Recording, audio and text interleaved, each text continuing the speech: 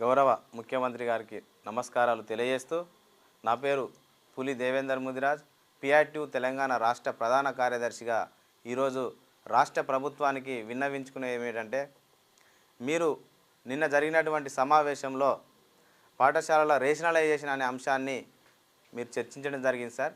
మరి రేషనలైజేషన్ అనే సమస్యను పరిష్కరించడానికంటే ముందు 317 జీవోను అసలు శాశ్వతంగా రద్దు చేస్తామని మీరు ఎన్నికల మేనిఫెస్టోలో చేర్చడం జరిగింది.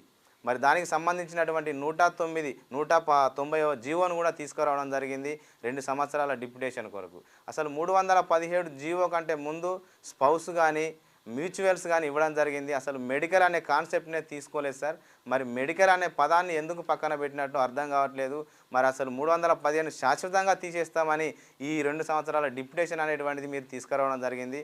మరి రేషనలైజేషన్ గత 12 సంవత్సరాల కింద జరిగింది సార్. మరి ఇప్పుడు కూడా రేషనలైజేషన్ మీరు ముందుకెళ్తున్నారు కాబట్టి దానికంటే ముందు ఈ టెట్ అనే సమస్యను కూడా మన రాష్ట్ర ప్రభుత్వం ద్వారా కేంద్ర ప్రభుత్వానికి నివేదించి టెట్ను కూడా పూర్తిగా రద్దు చేయాలని, అదేవిధంగా మరి ఏజెన్సీ ప్రాంతంలో ఉన్నటువంటి ఎన్నో సమస్యలు ఇటు భూపాలపల్లి నుండి మరి జిల్లా అధ్యక్షులు రాచర్ల శ్రీనివాస్ గారు కూడా రావడం జరిగింది. అక్కడ ఎన్నో సమస్యలు సుదూర ప్రాంతాల నుండి అప్ అండ్ డౌన్ చేస్తున్న సమస్యలు కూడా 317 వల్ల ఇబ్బందులు పడుతున్నారనే సమస్యను చెప్పడం జరిగింది.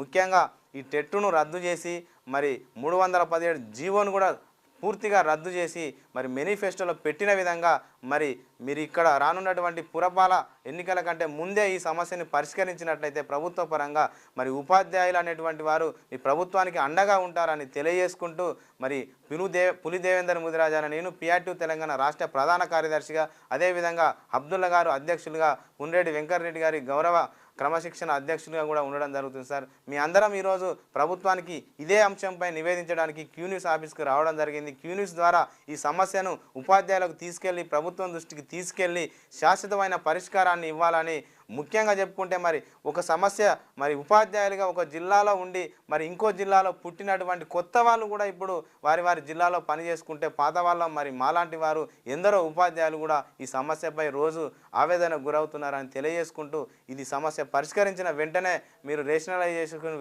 వెళ్తారని తెలియజేసుకుంటూ ప్రభుత్వానికి అదేవిధంగా విద్యాశాఖ అధికారులకు కూడా PITU తెలంగాణ పక్షాన ఒక నివేదికని అందజేసి మీకు ఇవ్వడం జరుగుతుంది సార్. పెండింగ్ డిఏలు కూడా మరి నెల జీతాలు వేస్తున్నారు, సంతోషమే, కానీ పెండింగ్ డిఏలు అది అక్కడనే ఉన్నాయి సార్. పెండింగ్ డిఏలు కూడా దానివల్ల ఎందరో ఇల్లు కట్టుకోవడానికి ఎన్నో కార్యక్రమాలకు కూడా ఎదురు చూస్తున్నారు. మరి మెడికల్ బిల్లు అనేటువంటి కూడా ఎన్నో బిల్లులు కూడా త్వరలోనే మేము విడుదల చేస్తున్నామని మీరు చెప్పడం జరుగుతుంది సార్. అది అక్కడనే నిలిచిపోతున్నాయి కాబట్టి ఇలాంటి శాశ్వత ఆర్థిక భారం లేనటువంటి సమస్యలను మీరు తక్షణంగా పరిష్కారం చేసి రేషనలైజేషన్కు వెళ్ళాలని తెలియజేసుకుంటూ ఈ యొక్క అవకాశం ఇచ్చిన మరి క్యూన్యూస్ సిబ్బందికి అదేవిధంగా ప్రభుత్వానికి కూడా నివేదిక అందించాలని తెలియజేసుకుంటూ ధన్యవాదాలు సార్.